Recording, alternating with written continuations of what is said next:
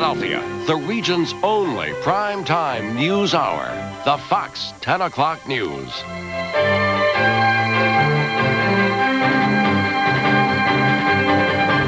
Good evening, everyone. Mike Tyson's troubles will cost him time and money. Boxing's bad boy gets bitten back. And that's first on Fox tonight. Mike Tyson will pay $3 million and lose his license to box, at least for the next year. The Nevada Athletic Commission handed out its harshest punishment to Tyson for twice biting heavyweight champion Evander Holyfield. Trace Gallagher has the story. That bite. Now here's the bite. The bite. It cost Evander Holyfield part of an ear. It cost Mike Tyson his career. Chairman, I move that Michael Gerard Tyson's boxing license be revoked, and further move that Michael Gerard Tyson pay administrative fine in the amount of $3 million, and that he also be assessed for all costs of these proceedings. Mike Tyson, who earlier said he would not fight the commission's decision, was a no-show today. Tyson's lawyer showed and fought. They compared the ear biting to problems in other sports. Baseball players have spit in the faces of umpires. Basketball players have kicked innocent persons sitting by the floor. The object of boxing is violence. There's a fine line between sports and chaos. And what happened on June 28th, those events went beyond that line. But commissioners were not swayed by any testimony. For them, the pictures spoke volumes. The number one emotion that went through me at the moment it happened was sadness. Tyson's attorney, Oscar Goodman, believes these same commissioners will reinstate his client in 1 year. They're going to be able to have Mike Tyson come in there, stand up in front of them next year and say, look, I did my time, I paid the price, and now I'm ready to go back. Many boxing analysts also believe the Nevada State Athletic Commission will eventually let Mike Tyson come back. If not next year, the year after. But even then, the commission won't pass final judgment. That will be up to fans who saw the fight and the bite. He's supposed to be a role model. It's not a role model's reaction to anything. You don't bite off a person's ear. To me, the sport is violent, and this is just a obvious symptom of that violence. Something like this happening, so I wouldn't pay to see it in the first place. Which makes a $30 million payday tough to come by. In Las Vegas, Trace Gallagher, Fox News. Later on in sports, we'll hear what the Pennsylvania Athletic Commission has to say about the Tyson punishment. The autopsy was inconclusive today on the body of a toddler who was found dead in his parents' Northeast Philadelphia home yesterday. Police are still not sure if religion played a role in the little boy's death. Susan Bueller joins us now from the newsroom with the story. Susan? Rich, the big unanswered question is those autopsy reports, and they are not finished tonight. It could take, in fact, several more days before the Philadelphia medical examiner reaches a decision on whether the death of the 22-month-old was accidental or whether his parents will face criminal charges. Children played in the backyard of this Lawndale home this afternoon, the same home where police are investigating the death of a toddler. Family members refuse to talk about the incident that police are calling suspicious. 22-month-old Dean Michael Heilman died yesterday, 24 hours after he cut his foot on glass in the backyard. Police say his parents tried to stop the bleeding themselves. Because of their religion, they turned to God instead of a doctor for help. Sometime during the night when the child was restless, they changed the bandage and did the same procedure again by placing gauze there and taping it and trying to stop the bleeding as best they could. Did the young boy bleed to death? Should his parents be charged? The medical examiner wants more evidence and more tests before the cause of death is determined. They required more information from the parents, and we're conducting interviews with them right now. And they also asked us to send over some of the evidence that we obtained yesterday in the home. The boy's parents were visibly shaken by his death. They are members of the Faith Tabernacle congregation, which believes in faith healing. Tonight, carloads of parishioners attended weekly services at the church in North Philadelphia. The minister refused to be interviewed on camera, but instead offered the church doctrines. They say all disease is Satan's work. The Bible is opposed to medical and surgical practices, and healing is done through prayer. In reaction to Dean Heilman's death, the pastor said everything happens for a reason. Now, at least 9 children of the Faith Tabernacle congregation have died in Pennsylvania since 1983. All of them have died of treatable illnesses. The Philadelphia medical examiner should have something to report on Dean Heilman's death within a week. Joe, Rich, back to you. Okay, Susan, thanks. A 12-year-old Coatesville boy is dead after being accidentally shot by his 11-year-old brother. Police say the boys apparently picked the lock of a gun case and took out a semi-automatic handgun.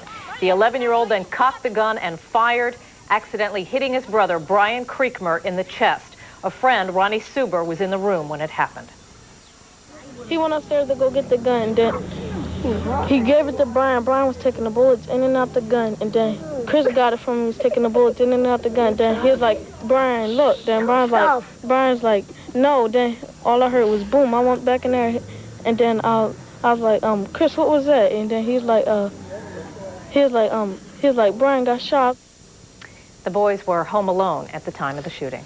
Philadelphia police say they have the man who killed a young woman and dumped her body in a Germantown park Monday. 27-year-old Dwight Reed of West Philadelphia is charged with stabbing his girlfriend to death.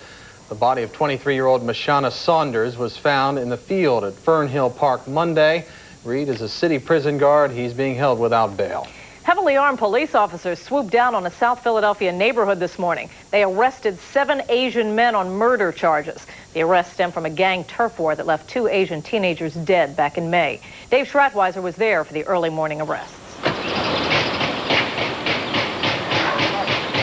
The wake-up call came early in the form of a loud bang at the door by the police stakeout unit. One by one, officers entered homes all over South Philadelphia and made arrests as the sun came up. 7 young Asian males were arrested in raids near 7th and Moyamensing, all charged in the murders last May of 13-year-old Pila Fong and 17-year-old Huang San. Authorities say the killings were the result of gang activity. It was a dispute over territory, who was going to stand on what corner, who owned what corner. The defendants arrested this morning call themselves members of the Bloods and Crips, although police say they have no real affiliation with the notorious LA and Chicago gangs. The city's homicide fugitive unit and organized crime investigators have been on the trail of these defendants for weeks. You a gang member? Were you involved in any of those shootings and murder? What's it for? The arrests were carefully planned and carried out. Residents watched from open windows as police took over entire blocks and heavily armed stakeout officers approached each home, searched it, and then called in detectives to make the arrests. The defendants were led away in cuffs, some obviously stunned. Several weapons were also confiscated. Our concern now is to get these dangerous predators off the street. Since the murders back in May, there has been an incredible police presence here in South Philadelphia after reports surfaced about revenge, more gang violence, and possible drive-by shootings. This woman stood by and watched this morning's arrest. She hopes the streets in this growing Asian community will once again turn quiet. I'm happy if it's happening because, I have 2 kids to worry about. We're not going to tolerate this type of lawlessness, and whatever it takes, how long it takes, we're going to track people down involved in this type of violent crime and have justice served. All of the defendants arrested face murder, conspiracy, and other charges.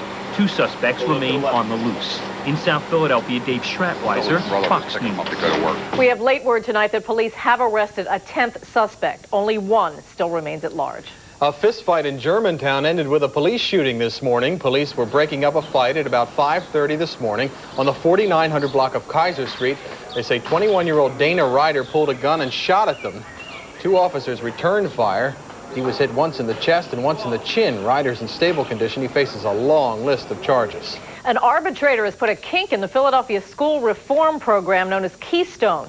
The arbitrator said Superintendent David Hornbeck left out the teachers union last spring when he named his set of Keystone schools. And that was a violation of the teachers union contract. The Philadelphia Federation of Teachers today praised the arbitrator's ruling. We think that this is a victory for the students, their parents, the community, and the teachers at Olney and Orden Reed high schools. Superintendent Hornbeck says he's disappointed with the ruling. He says the arbitrator is wrong, and now it's back to square one. Heavy thunderstorms rolled through Philadelphia tonight. That's right. Will it mean a break in the heat and humidity? Frank is here with first weather. It eventually will mean a break in the heat and humidity, but we had some big thunderstorms roll through the tri-state area tonight. As a matter of fact, southern New Jersey still under a severe thunderstorm watch until 11. Right now on the Weather Channel, your local forecast.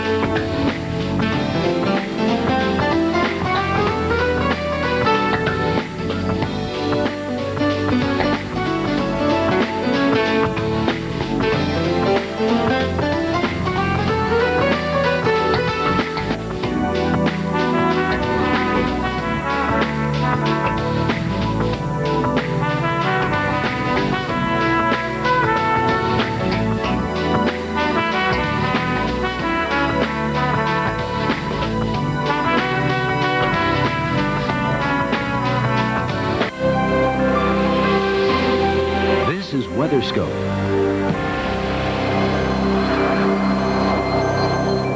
Thunderstorms are winding down in the Northeast this evening, but heavy rains continue to fall, causing flash flooding.